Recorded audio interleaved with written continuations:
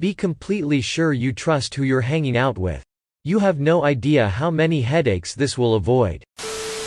College Redditors, what's the one high school habit each incoming freshman needs to stop doing on their first day of college? Your life isn't over if you walk into class late. Just calmly go in and take a seat. And don't walk to the front of the room and sit down. Sit at the back and be discreet about it. Giving a damn what your peers think about you. And having opinions about your peers based on trivial things, like whether or not they wear their varsity jacket. Also stop asking random people for a piece of gum when they take it out of their bag. Get your own gum. Don't shout out snide comments during class trying to get people to laugh. We don't care if that's what she said, we just want to learn. Yes. It will be on the test. If it's not on the test, you now know an amazing new fact to wow your friends with. You definitely need to study. If you had it easy in high school, it likely will not be that way in college. Even more important than studying, is going to every class. If you go to every class, you'll have an idea of the curriculum. You'll know what material they emphasized, what pages to read. If you don't go to class, it makes studying much harder. You'll miss material, you'll be confused, disoriented, and you won't be sure what to ask the professor. Long-distance relationship with high school girlfriend or boyfriend. Spoiler alert, you guys aren't going to make it work.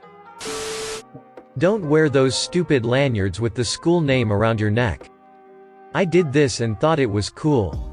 Then after a couple weeks I realized, everyone can tell you're a freshman immediately. Nothing is less cool than a freshman. Also, don't travel in a group of 15, stick to a few. You look like idiots. You can't masturbate whenever you want. You have to time it according to your roommate's schedule. This annoyed me to be honest, but I got through it. Now I've accidentally conditioned myself to get horny when I'm doing homework. The best time to study was also the best time to rub one out. Dorms suck. Now in an apartment, hopefully that will stop the conditioning. Telling people what you got on SAT, or ACT, or AP, or what have you. No one will care. Putting your phone on vibrate is not the same as putting your phone on silent. Everyone can hear your phone buzz. Everyone can also see you texting during lecture. Hiding your phone under your desk fools no one. Also, no one cares if you shoot a quick text out, as long as you're not sitting in the first few rows. Putting on makeup in the middle of class. No one cares anymore. Some people just drag themselves out of bed wearing a t-shirt and sweatpants. And, as a professor, I can tell you that this behavior is rude. Most of us will ask you to do this on your own time. Do not wear your Letterman jacket. Do not bring up your standing, awards, honors, achievements, unless you are asked. I hate it when I was in history and heard, in HS I was in AP classes and I thought blah blah blah, if you know the answer don't showboat your past. No more raw dogging it, wear a condom. College campuses are STD infested. Good God. I know way too many people who got STDs. It's almost expected. Also get tested once a year even if you haven't been sexually active in said year. This is important for two reasons. One, there are a few STDs that you can get without having sex, and two, your last test could have been a false negative.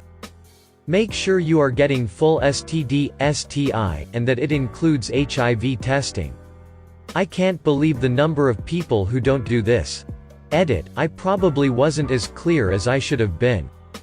Get tested once a year if you haven't been sexually active. However, if you have multiple sexual partners, get tested more frequently. Also encourage your partners to get tested. If you're dating someone who refuses to get tested, or won't prove to you they are clean, get out of that relationship. Professor here. 1. Don't plagiarize. We'll catch you. If we do, fess up. The first several times, the student said, I don't know how that happened. Remember that uncommon knowledge should be cited. 2. If the professor asks you to come in for help, do it. We can't help you if you don't. 3. I can't tell you how many smart kids have dropped out. If you get so behind that you feel overwhelmed, talk to someone, anyone, and everyone until you get back on track. You may need professional help. 4. Get involved. The more connected you are, the better you'll do. 5. Live on campus if you can. Why? See number 4. 6. You'll get some great profs and some crappy ones. No matter what school you go to. If all of them are great, let me know and I'll put my application in. I'm not being egotistical. I just don't like having uncomfortable conversations with students about their bad profs. Also, who one student feels is awful may end up being your favorite. 7. Take advantage of electives. Try something you may never get to try again. Maybe not a habit, but a lesson. And I'm sorry if this is a bit negative or heartbreaking. There will be classes that, no matter how hard you try, you will be terrible with. I enrolled as an aerospace major because I wanted to change the world, despite being more of a history and English person. I, by some miracle, passed my second calculus class with a D. I had absolutely no hope with my third calculus class. I had a tutor, I went to study sessions, I went to office hours, I was housed with engineers. But at that point, nothing could teach me how to get from point A to point B. It was basically magic, with some loose logic here and there. I failed that class, despite all my effort. I'm not saying that you will also fail, but that there will be classes that will be nearly impossible to ace. It's very difficult to get all-round A's. But maybe that's just my engineering school. Here the engineering average GPA is just over 2.0, I believe. And, no exaggeration, the average math test score is 50% or below, so curving is completely necessary. 1. Be ready to change your major if you need to. What you actually do in a given field of study is often radically different than what you'd imagine. Had a friend go into physics, spent the last 2 years of his degree programming simulations. Switch early enough and you won't have too many headaches. 2. You can sneak into other classes. No one is going to stop or even notice you. Do this a lot, and you'll eventually be able to talk about just about anything. 3. Use the library. Steal from databases. Outside of college, knowledge is expensive and libraries are sorely underfunded. 4. Most clubs are kind of attend anyway. Catch a couple club members outside of the meetings, get a couple drinks in them, and you'll probably get something closer to what you were looking for. 5. Even if you're living off your folks, if you can swing a part-time job, get one. Having a bit of scratch makes having a social life a lot easier, and it's going to stay that way after you graduate, regardless of how cozy you are. Having a social life makes having an intellectual or professional life a lot easier, too. The right friends can do wonders for your academic performance. Making up excuses to a professor if you miss the due date for an assignment. It isn't that they aren't listening, it's that they simply will not care. One time, I was late to a final for my sociology class. Like, half a day late. My professor was a hard ass about timing and schedules.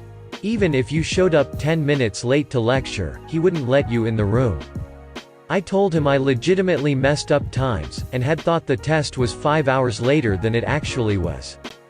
He let me take it, but he took 20 points off the top. Turns out your parents were right, telling the truth works way better. Here's a few to start you off right. Don't bother sucking up to the professors. While in high school nobody liked teachers' pets, being one could legitimately give you an advantage.